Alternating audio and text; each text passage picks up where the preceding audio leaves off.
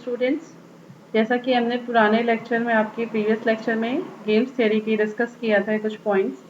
I hope कि आप लोगों ने उसको एक बार रीड किया होगा और अच्छे से समझ में आ गया होगा। If any student is having any problem regarding that तो वो हमसे इस पर कॉन्टैक्ट कर सकता है और कॉन्टैक्ट करके अपनी क्वेरीज क्लियर कर सकता है। बट आज तक मेरे पास ऐसी कोई क्वेरी नहीं आई है, तो मुझे लगता है कि आप लोगों को समझ में आ गया होगा। आज हम उसके नेक्स्ट पॉइंट पर प्रोसीड करेंगे, that is mix strategy without saddle point. अच्छा, इसको स्टार्ट करने के पहले हम पुराने पॉइंट्स को एक बार थोड़ा सा रिवाइज कर लें, जिससे कि हमें नेक्स्ट पॉइंट को समझने में ईजी लगेगा। ठीक है, सबसे पहले गेम्स थ्योरी में हमें क्या करना था, हमें जब गेम्स थ्योरी में वैल्यू ऑफ गेम निकालना होता है तो सबसे पहले हमें ये पता करना पड़ता है कि यहाँ पर पे ऑफ मैट्रिक्स जो दी गई है उसमें सैडल पॉइंट हमें मिल रहा है या नहीं मिल रहा है। दैट इज कि सबसे पहले हमें क्वेश्चन में सैडल पॉइंट निकालना पड़ता है। ठीक है, सैडल पॉइंट निकालने के लिए हमने क्या किया था, सबसे पहले हमने मैक्सिमम प्रिंसिपल और मिनी मैक्स प्रिंसिपल का यूज किया था। और अगर मैक्सिमम प्रिंसिपल और मिनी मैक्स प्रिंसिपल की वैल्यू सेम हो जा रही थी, उसे हम सैडल पॉइंट मान ले रहे थे कि वहाँ पे हमें वैल्यू ऑफ द गेम मिल जा रहा है।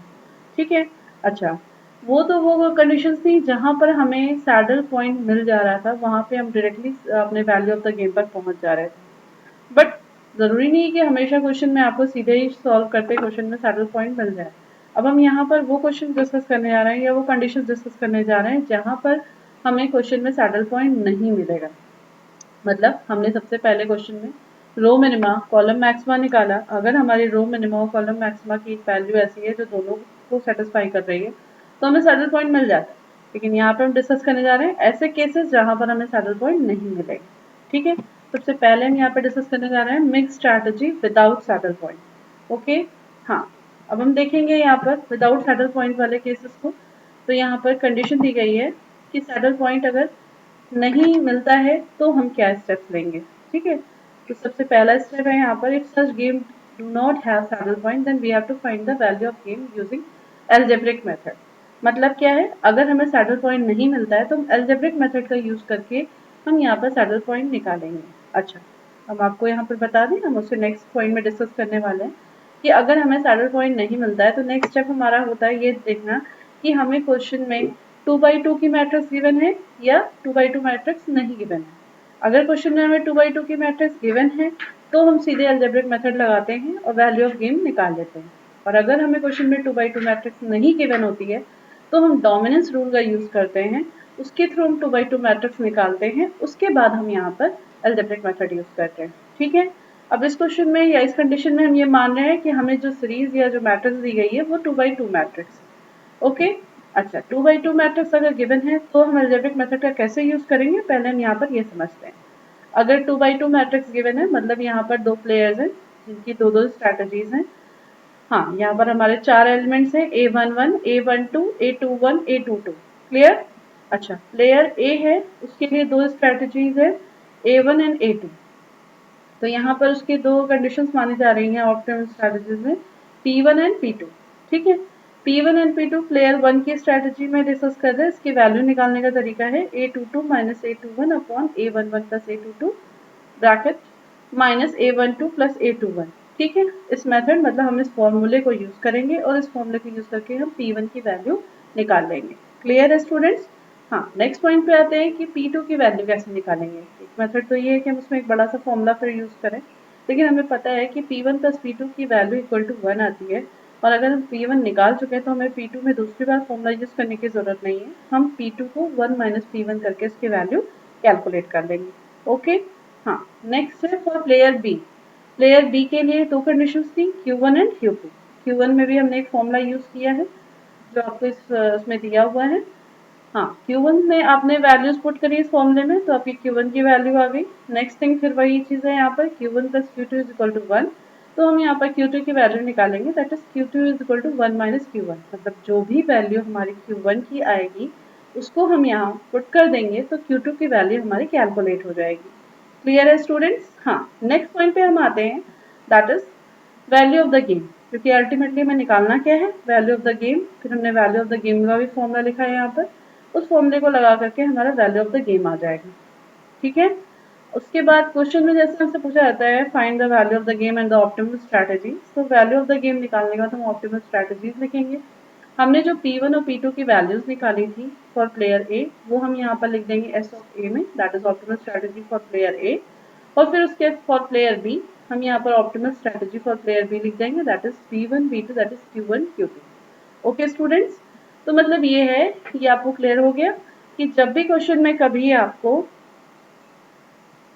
2/2 की मैट्रिक्स दी होती है और हमें सैडल पॉइंट नहीं मिलता है, तो वहां पर हम एल्जेब्रिक मेथड लगा करके value of the game and optimal strategies calculate कर लेते हैं। ओके स्टूडेंट्स, कोई क्वेरी नहीं? चलिए अब हम नेक्स्ट पॉइंट पर पहुंचते हैं जिसका नाम है डोमिनेंस रूल। अच्छा, ये डोमिनेंस रूल क्या होता है, यहाँ यूज किया जाता है, पहले हम इसको समझेंगे। डोमिनेंस रूल कहाँ यूज किया जाता है, इसको समझने के लिए हमें समझना पड़ेगा कि ये है क्या।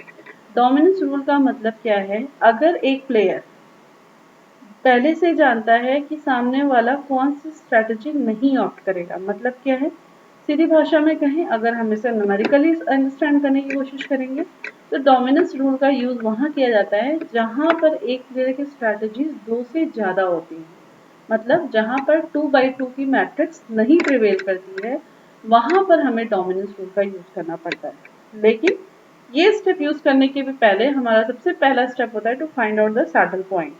अगर क्वेश्चन में हमें सैडल पॉइंट मिल जाता है तो हम इस मेथड तक नहीं जाएंगे, हम उसी से directly value of the game calculate कर लेंगे using maximum principle and minimax principle. Okay, अच्छा, अगर हमें सैडल पॉइंट नहीं मिलता है तो उसके बाद का नेक्स्ट स्टेप होता है to check whether the matrix is 2/2 और नॉट 2/2। इफ मैट्रिक्स इज 2/2 तो अलजेब्रिक मेथड जो भी हमने इसके पहले स्लाइड में पढ़ा, वो 2/2 मैट्रिक्स में अगर दिया हुआ तो अलजेब्रिक मेथड में वो P1 P2 Q1 Q2 के फॉर्मूले लगा करके हम वैल्यू ऑफ द गेम निकाल लेंगे। क्लियर?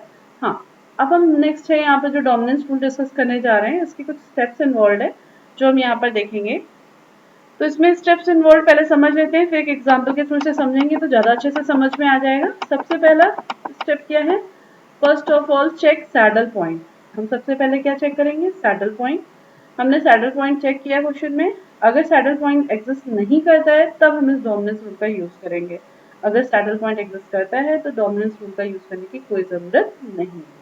ओके स्टूडेंट्स, हाँ, नेक्स्ट स्टेप है, अगर हम देखते हैं कि सम या all elements of a column with greater value that column will be deleted. मतलब क्या है, जैसे क्या है, जब हम सैडल पॉइंट निकाल रहे थे तो हमने देखा था सबसे पहले हम रो मिनिमा निकाल रहे थे। मतलब क्या है, जो रोज में मिनिमम वैल्यूज थी हम उसको ले रहे थे, अदर्स को रिजेक्ट कर रहे थे। ठीक है, वही लॉजिक यहाँ पे भी लगेगा। अगर हम देखते हैं कि किसी भी कॉलम में, मतलब जो भी कॉलम्स हमें गिवन है, तो जिस कॉलम की वैल्यूज ग्रेटर होंगी उसको हम डिलीट करेंगे या एलिमिनेट करेंगे। ठीक है, तो अगर हम फर्स्ट कॉलम को सेकंड से कंपेयर करेंगे, सेकंड फर्स्ट को थर्ड से कंपेयर करेंगे, अगर हमारा फर्स्ट कॉलम की वैल्यू सेकंड और थर्ड से ज़्यादा है तो first column will be deleted. अगर सेकंड कॉलम की वैल्यूज फर्स्ट और थर्ड से ज़्यादा है तो सेकंड विल बी डिलीटेड। मतलब how many columns are there, we will go step by step. Okay, हाँ, नेक्स्ट स्टेप क्या होगा, हम रिड्यूस मैट्रिक्स लिख देंगे कॉलम डिलीट करने के बाद। जब वो कॉलम डिलीट हो जाएगा तो वही स्टेप हम रो में भी यूज करेंगे।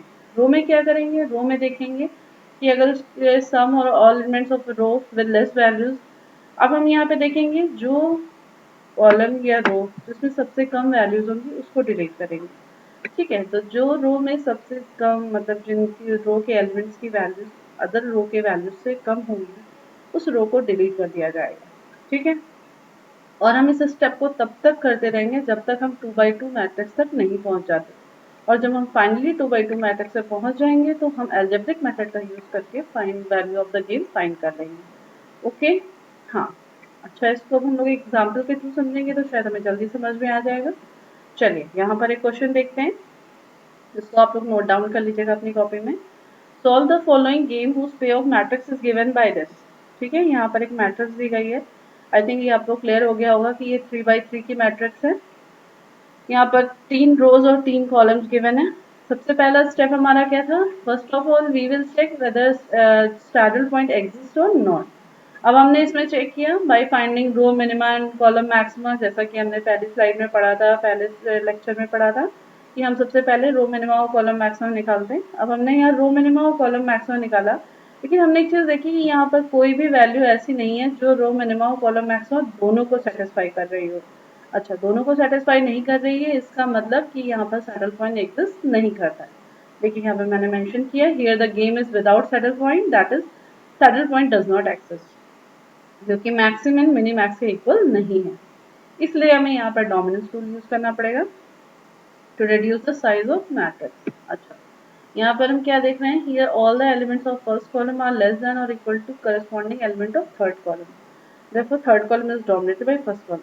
अच्छा, इधर देखें अगर हम ध्यान से फर्स्ट उसमें, तो हमने क्या देखा, फर्स्ट कॉलम के टर्म से 4 9 8, सेकेंड के टर्म से 10 5 4। तो फर्स्ट कॉलम में अगर देखा है तो फर्स्ट एलिमेंट जो है सेकेंड कॉलम के फर्स्ट एलिमेंट से कम है, ठीक है, लेकिन सेकेंड एलिमेंट जो सेकेंड कॉलम का था वो कम था और थर्ड एलिमेंट भी कम था। इसका मतलब हम इस रो को नहीं, इस कॉलम को कंसिडर नहीं करेंगे। अब हम नेक्स्ट कॉलम में जाएंगे, थर्ड कॉलम। फर्स्ट कॉलम से अगर हम कंपेयर करें तो थर्ड कॉलम के सारे एलिमेंट्स फर्स्ट कॉलम के एलिमेंट से ज़्यादा हैं। मतलब क्या है, जिस कॉलम के एलिमेंट्स की वैल्यूज ग्रेटर होती हैं वो कॉलम डिलीट हो जाता है, ठीक है। तो एज पर दिस कंडीशन हमें थर्ड कॉलम को क्या करना होगा, डिलीट करना होगा। थर्ड कॉलम को हम dominate, first third column is dominated by first column, ठीक है। अच्छा, अब यहाँ पे हम देख रहे हैं third column is will be deleted. तो थर्ड कॉलम जब हम डिलीट कर देंगे तो यहाँ पर हमारा टर्म हो जाएगा B1 एंड B2, हमारे पास स्ट्रैटेजी बचेगी। ओके, अच्छा, जब हमारी ये B1 B2 स्ट्रैटेजी बचेगी तो उसके बाद हमारा फिर काम क्या होगा, अब हमें रो में देखना पड़ेगा, ठीक है। अब हमने रो में देखा तो रो में क्या देखना है, रो में जिस रो की वैल्यू सबसे मिनिमम होगी हम उस रो को डिलीट करेंगे। क्लियर, वहां पे जिसकी वैल्यू सबसे मैक्सिमम थी हमने उसे डिलीट किया। यहाँ पर हमें क्या करना है, जिसकी वैल्यू सबसे मिनिमम होगी हम उसे डिलीट करेंगे। तो यहाँ पर हम देख रहे हैं third row is having the least values, so we will delete that. तो अब हमारे जो रोज बचेंगी वो बचेंगी A1 एंड A2। क्लियर है। अच्छा, अब हमने क्या देखा, जब हमने इसे डिलीट कर दिया थर्ड रो को, तो अब हमारी जो मैट्रिक्स बन गई है वो क्या है, 2 by 2 की मैट्रिक्स। अब जब ये 2 by 2 की मैट्रिक्स बन गई है, तो जैसे हमने आपको अलजेब्रिक मेथड बताया था mix strategy without saddle point में, तो वो फॉर्मूला यूज करते हुए हम यहाँ पर P1 फिर P2 की वैल्यू निकालेंगे, फिर Q2 Q1 then Q2 and finally we will find the value of the game. यहाँ तक किसी को कोई कंफ्यूजन नहीं। अच्छा, फिर हमने क्या देखा, फिर फॉर प्लेयर ए और फॉर प्लेयर बी हमने ऑप्टिमल स्ट्रैटेजीज लिख दी है। क्लियर है। अच्छा, इसी चीज को हम एक फ्लो चार्ट के थ्रू समझेंगे। सबसे पहला स्टेप क्या है, स्टार्ट करेंगे कैसे, फाइंड द सैडल पॉइंट। मतलब कोई भी क्वेश्चन गेम थ्योरी का है, अगर उसमें मुझे गेम को सॉल्व करना है तो सबसे पहला स्टेप होगा हमारा to find the saddle point. सबसे पहले हम सैडल पॉइंट निकालेंगे।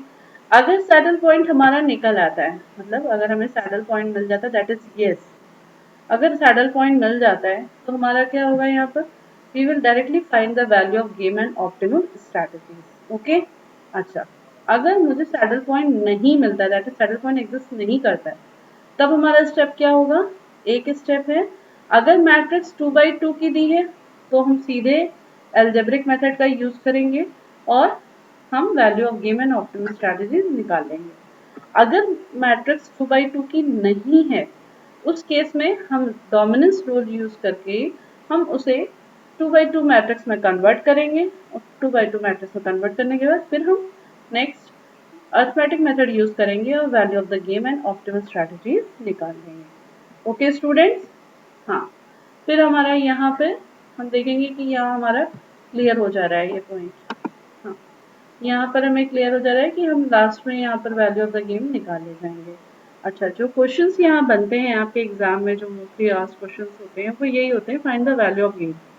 अच्छा, वैल्यू ऑफ द गेम के जो क्वेश्चंस आते हैं आपके एग्जाम पैटर्न में, उसमें हम देखते हैं कि क्वेश्चन में सबसे पहले स्टूडेंट्स को स्टेप यही होता है कि वो फाइंड करे कि सीरीज है कौन सी, मतलब हमारी जो पे ऑफ मैट्रिक्स गिवन है उसमें सैडल पॉइंट एग्जिस्ट कर रहा है या नहीं कर रहा है। अगर सैडल पॉइंट एग्जिस्ट कर रहा है then it's very easy for you all, आपको सीधे सीधे वहाँ पर मैक्सिमम मिनी मैक्स प्रिंसिपल लगाना है और आपका आंसर मिल जाना है। अच्छा, लेकिन ज़रूरी नहीं है कि आपको क्वेश्चन इतना ईजी दिया जाए। तो उस केस में आपका लास्ट स्टेप यही होता है कि आप जो है सैडल पॉइंट नहीं एग्जिस्ट करते तो आप मिक्स स्ट्रैटेजी का फॉर्मूला लगाते हैं। दैट इज, आपको अगर 2 by 2 भी मैट्रिक्स दी गई है तब तो आप उसमें अलजेब्रिक मेथड आपके सिंपल से 2-3 फॉर्मूले हैं उनको यूज़ करेंगे और आपका आंसर आ जाएगा। अगर आप देख रहे हैं कि वहाँ पर सैडल पॉइंट भी नहीं है और 2/2 की मैट्रिक्स भी नहीं है, तो आपके पास कोई ऑप्शन नहीं है। You have to solve, use the dominance method and solve the question. It's not tough chapter. अभी तक आपने जो भी स्टेप्स देखे, तो ये चैप्टर अगर देखा जाए तो आपके ऑपरेशन रिसर्च के सब्जेक्ट में बहुत टफ नहीं है, क्योंकि other chapters were very lengthy. It is very short chapter, but इससे क्वेश्चन हर बार कवर हो रहे हैं in your exam. From exams point of view, it is very important chapter. So I think you all are able to understand this chapter and be benefited by this lecture. And then also, if there are any queries, then please contact me and just make your queries clear. And please students, आप question paper जरूर solve कर लीजिएगा जो हम आपको provide कर चुके हैं। और अगर उसके बाद भी, वैसे तो आपको कोई प्रॉब्लम आएगी नहीं, और अगर उसके बाद भी कोई प्रॉब्लम आती है तो please contact me and get your answers. Okay, thank you, bye everyone.